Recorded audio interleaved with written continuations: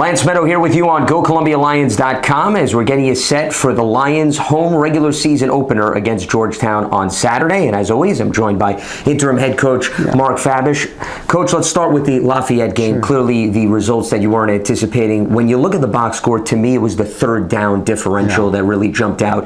Lafayette was 9 of 17. You guys were 2 of 11. When you went back and you looked at all the numbers, how much was that truly the differential? Well, no question.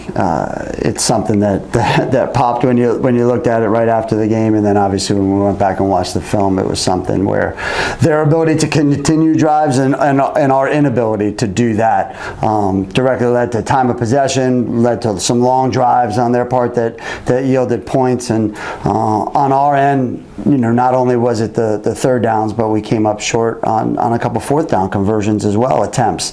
And so when you're not on the field, it's hard to score. And for them to be able to extend drives, their opportunities to score improve. And so, they ended up with more points than us, and that's definitely one of the things that led to that, for sure. Leading up to this past season, you had won 5 straight regular season openers, but I think you can learn a lot about your team when they have to deal with adversity. So what are you expecting to see out of this group, considering it's a bit of uncharted territory? Yeah, it is in that we lost the first game of the season, but we're built for it. We're built upon a mantra of Charlie Mike, which is continue mission. I think had we won the game, we would have looked to learn and move on. And unfortunately, we didn't get the result that we desired or that we did our best to work for. And so we're going to have the same approach. We're going to learn and move on. And so regardless of what happens this weekend, that'll be our approach this Sunday as we prepare for the next game. And that's really all that we can do. The only mistake is one that you don't learn from. And so while we made a couple, now it's incumbent upon us as coaches to point them out, to give the guys the proper teaching so that we can improve and that we can move forward. Speaking of teachable moments, Lafayette had the ability to set the tone on the ground with over 200 rushing yards. There's a Georgetown team, Coach, that comes in. They've had at least one 100-yard rusher in each of their first 3 games. How much of an emphasis this week is on solidifying that run defense? Well, it is each week, and coming off of a game like Lafayette and heading into Georgetown, it definitely is magnified. But it's something similar to what we're built for. We're built to stop the run, and Coach Stovall and his guys on the defensive side, along with the players, are working right now out on that field to hopefully slow them down. I know we had some success doing it last year to a pretty extreme level against Georgetown, and if we can slow them down, and again if we can do a good job on offense to limit some of their possessions, hopefully the result will be a little bit different than it was this past weekend. Well, on a related note to that, last year you did beat this Georgetown team 42-6. You took away possessions. You had 3 interceptions, and it was really an overall dominant performance. And this is another installment of the Lou Little Cup. How much do you feed into that, the history between these teams, and trying to bring out a little bit more in your squad this week? Well, no question. I mean, we get 10 opportunities, and so to say that one is bigger than any others or anything along those lines would be probably foolish, just in regards to the fact that we only get 10.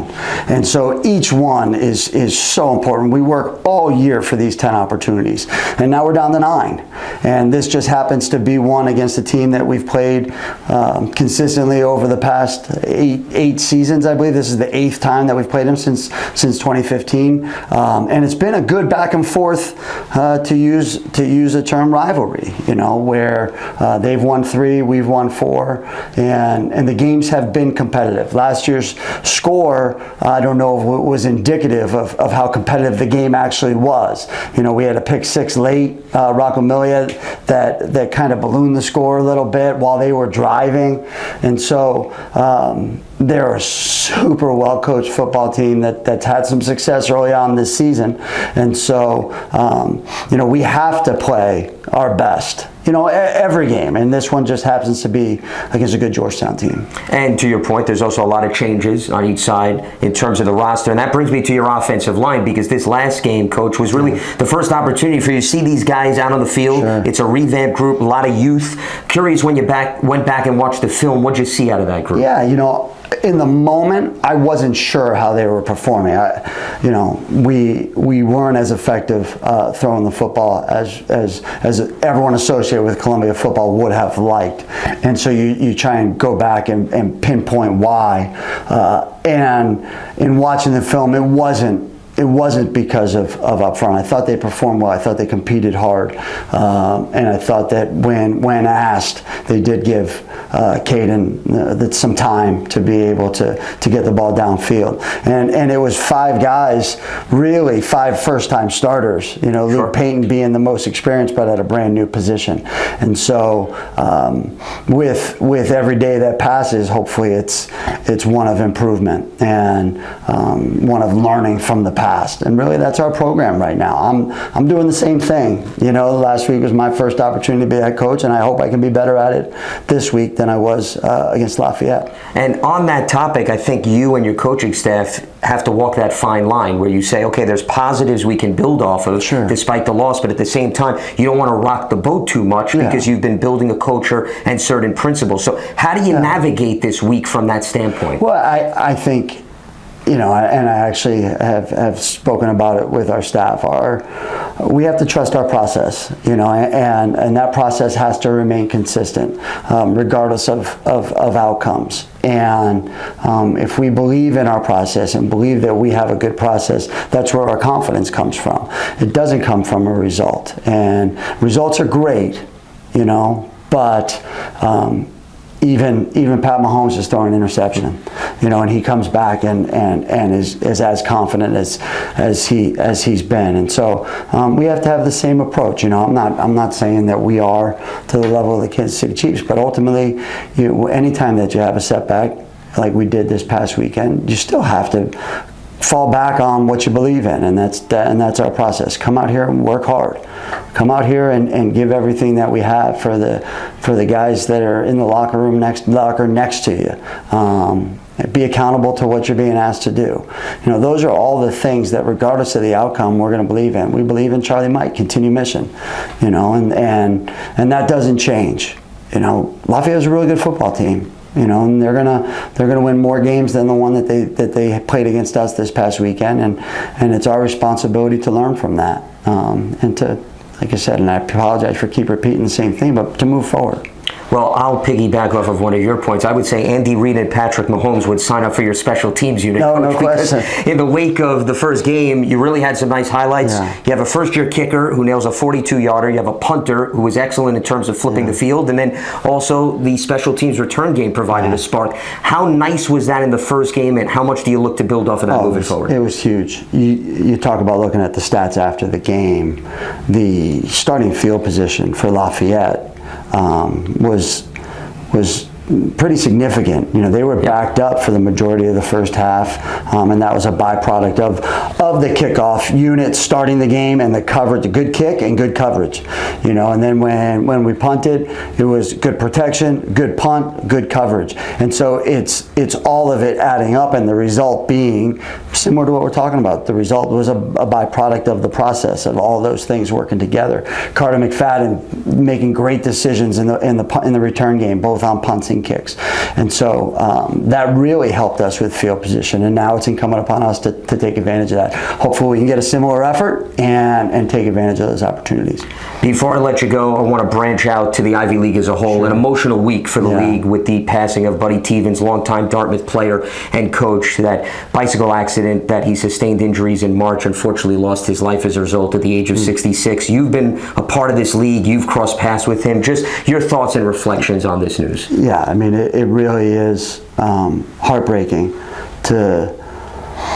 for anybody to have to deal with, the passing of a mentor, and I'm saying that in regards to the Dartmouth football team. I can't imagine what they're going through at this moment, and wish them nothing but the best. Coach Stevens was first class. He was a competitor, an unbelievable person, and an unbelievable football coach.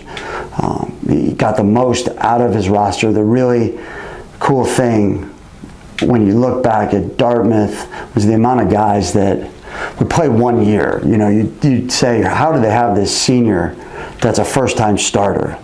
And there's 2 or 3 of them. You know, you get the middle linebackers, never played it down before, and he's starting as a senior. And that's a testament to who he is, to his culture, and to the program. It's a sad day for Dartmouth. It's a sad day for the Ivy League. He's an innovator in terms of protecting the players from injuries and not tackling at practice, at the forefront of all those efforts. And it just, you know, your heart breaks. And it's a sad day for college football and football in general, with the amount that he did to make the game better for anybody who's lucky enough to play it. And so we send our prayers and best wishes to everybody in Hanover, and to Coach Stevens' family for sure. And so he'll be missed. You know, it's you knew that when you played Dartmouth, it was going to be 60 minutes or however long it took, and it was going to be, regardless of the records, it was going to be a heck of a football game. And that's why it's no surprise he left an indelible mark on the Ivy League. You can't tell the history of the league without, obviously, the name Buddy Stevens. We pass on our sentiments to he and his family. Coach, greatly appreciate the time. Thank you, Lance. I appreciate it. Absolutely, and best of luck this weekend. It is Columbia against Georgetown for the Lou Little Cup. Kickoff 12:30 p.m. Eastern. I'll have the call with Sean Fitzgerald on ESPN+.